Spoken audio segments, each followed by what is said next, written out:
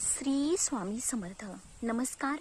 तर यंदाचा पितृपक्ष हा पौर्णिमेपासून 17 सप्टेंबर या दिवशी पौर्णिमा आलेली आहे आणि पितृपक्षाचा या दिवशी पहिला दिवस असणार आहे.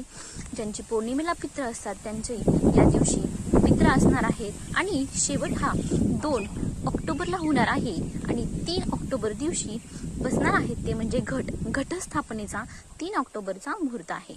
तर 17 ऑक्टोबर पासून सुरू झालेला हा पितृपक्ष 2 ऑक्टोबर पर्यंत चालेल. तर असा हा संपूर्ण पितृपक्ष आपल्या पूर्वजांचा आभार व्यक्त करण्यासाठी आणि ते पृथ्वी तलावर सूक्ष्म रूपाने येत असतात आणि आपल्या वंशजांचं काय चाललेलं आहे हे पाहत असतात.